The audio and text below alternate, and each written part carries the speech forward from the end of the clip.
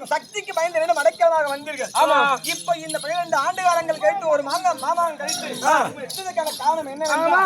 நீங்கள் யாருக்கு பயந்து இத்தனை நாள் என்னிடம் அடக்கமாக இருந்தீர்களோ அந்த சக்திக்கு பயந்து. ஆமா, அப்படிப்பட்ட சக்திக்கு இப்போ சக்தியே இல்லை.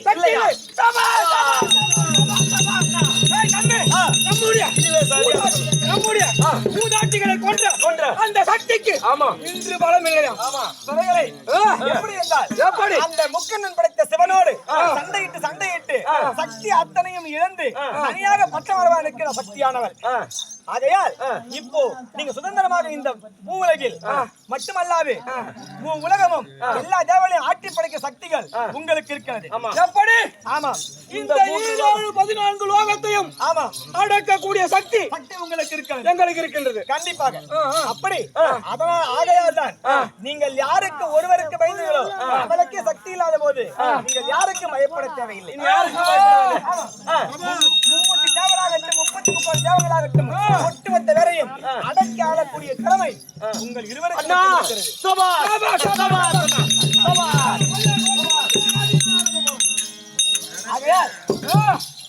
ஆகையால் உங்கள் மனைவிகளிடம் கொஞ்சம் குழாவதை விட்டு சொல்லிவிட்டு நீங்கள் தேவலோகம் சென்று படையெடுத்து ஒட்டுமொத்த தேவரையும் அடக்கி ஆள வேண்டும். அதற்காகவே உங்களை இப்போது நான் இறக்கி விட்டு. அப்படி என்றால் 3 பாதம் சென்று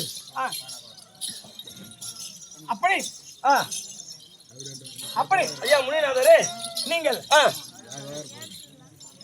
அங்கு செல்ல வேண்டும் என்றால் மரங்களை வாங்க வேண்டும்.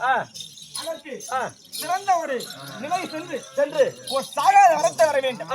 அப்படி சாகாத வரத்தை வாங்க வேண்டும். சாகாத வரம். ஆமா, சாகா வரத்தை நீங்க வாங்க வேண்டும். முதலில் அதற்காக தவம் இருந்து சாகா வரத்தை பெற்ற பிறகுதான் அந்த தேவர்களையும் வெல்ல முடியும். ஏனென்றால் சாகா வரங்கள் பெறாமல் எந்த ஒரு செயலில் நம்ம இறங்கினால் நமக்கு வெற்றி கிடைக்காது. அப்ப ஐயா முனிநாதரே, அப்படி யாரை கோரி அந்த சாகா வரத்தை பெற வேண்டும்? சாகா வரங்கள் என்று கொடுப்பதற்கென்றே ஒருவன் அவதரித்தான் என்றால் அது யார் என்றால் என் தாத்தாவாகிய முக்கன் படைத்த பரமசிவன் மட்டுமே. பரமசிவனை கோரி தவத்தை செய்து சாக வரத்தை பெற்றுக்கொண்டு அதன் பிறகு ஒட்டுமொத்த தேவர்களையும் ஆட்டி படைக்கலாம்.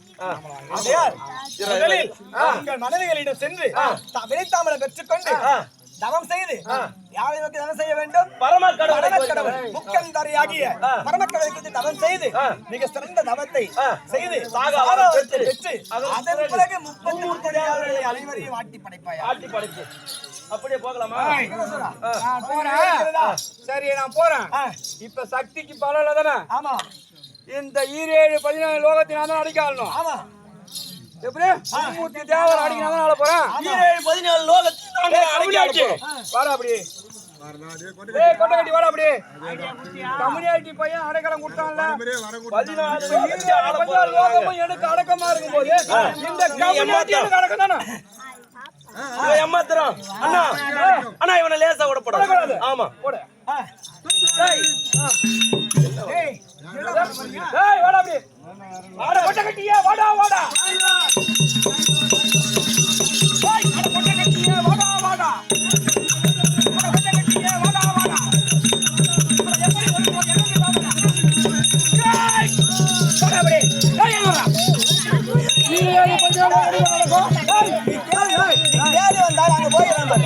நான் ஆட்டமாக வந்தேன். ஆட்டம் பாக்குற கம்மி அடிங்க.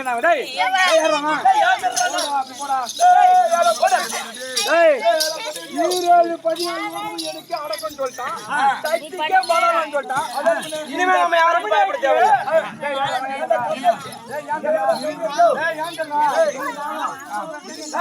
நான் அமுக்குடா. லெஃப்ட்ல இது, ரைட்ல இது. இதுவா? ஆமா. இதுவா? அமுக்குடா. எனக்கு பேர் பரமானந்தா. போடா சிக்கிண்டா.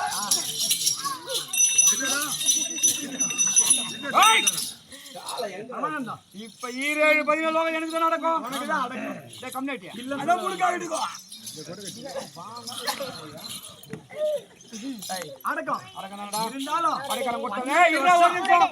டேய் வாய மூடுடா. 12 வருஷம் அடைக்கலம் கொடுத்தல. டேய் கம்யூனிட்டி. எனக்கு 7 பையன் எழுத நடக்கும். அதான சக்திக்கு பரவாயில்ல.